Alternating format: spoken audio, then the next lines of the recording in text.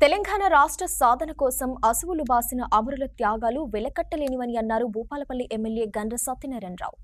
సబ్బండ వర్గాలు సమిష్టిగా స్వచ్ఛందంగా ఉద్యమంలో పాల్గొన్నాయని గుర్తు చేశారు.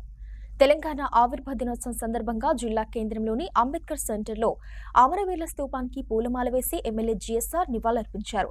అనంతరం పక్కనే ఏర్పాటు చేసిన సభలో పాల్గొని తెలంగాణ ఉద్యమకారులకు ఎమ్మెల్యే శాలువాలు కప్పి సన్మానం చేశారు. రాస్తారోకోలు, సకల జనుల సమ్మె, ఉద్యోగుల పెన్ డౌన్, విద్యార్థుల తరగతుల బహిష్కరణ, వంట వార్పు, కళాకారుల ఆట పాటలతో ధూమ్ధాంలతో ఉద్యమాన్ని ప్రతి ఒక్కరూ ఉవ్వెత్తున నిలిపారని కొనియాడారు. ఉద్యమకారులు ఎందరో తమ ప్రాణాలను సైతం రాష్ట్రం కోసం ప్రాణత్యాగం చేసి ఉద్యమ స్ఫూర్తిని రగిలించారని కొనియాడారు. కేసీఆర్ 10 సంవత్సరాల పాలనలో రాష్ట్రంలోని ఏ వర్గానికి న్యాయం జరగలేదన్నారు. నేడు సీఎం రేవంత్ రెడ్డి పాలనలో ప్రజాస్వామ్య పాలన సాగుతుందన్నారు. ఈ కార్యక్రమంలో కాంగ్రెస్ పార్టీ నాయకులు, కార్యకర్తలు, ఉద్యమకారులు పాల్గొన్నారు.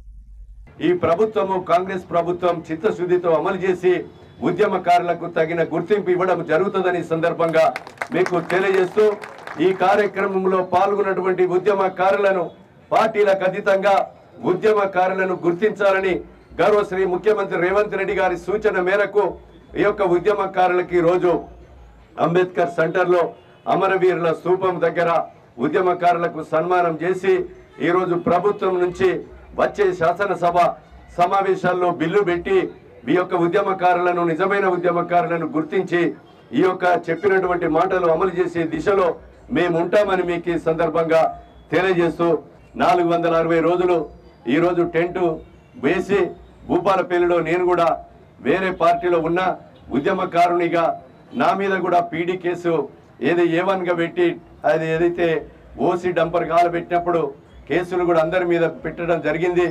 ఈరోజు మరి రమేష్ మోరంచపల్లికి చెందినటువంటి రమేష్ 460 రోజులు ఒక్క రోజు కూడా ఎవరు రాకున్నా ఒకసారి అయితే ఒక్కడే ఆ టెంట్ కింద కూర్చొని మరి ఈ దీక్ష తెలంగాణ ఉద్యమం కొరకు పట్టువీడని విక్రమార్కుని లెక్క మోరంచపల్లి రమేష్ గారు మరి కూర్చోవడం జరిగింది. వారి నేతృత్వంలో అదేవిధంగా రేగొండలో అప్పటి మంత్రి శ్రీధర్ బాబు మీద కూడా టమాటాలు గుడ్లేసి 4 సార్లు జైలుకు పోయినటువంటి వ్యక్తి మన పున్నం రవి ఇప్పుడు ఎంపీపీగా కొనసాగుతున్నారు. అనేక మంది ఉద్యమకారులు మీ యొక్క కార్యక్రమంలో తెలంగాణ రాష్ట్రం ఏర్పాటు కొరకు మీరు పోరాటం చేసినటువంటి మీ ఉద్యమ చరిత్రను ఎప్పుడు కూడా ఈ ప్రభుత్వము మరవదని చరిత్రలో మరి లిఖితంగా మరి సువర్ణ అక్షరాలతో రాసి ఉంటుందని మీకు ఈ సందర్భంగా తెలియజేస్తూ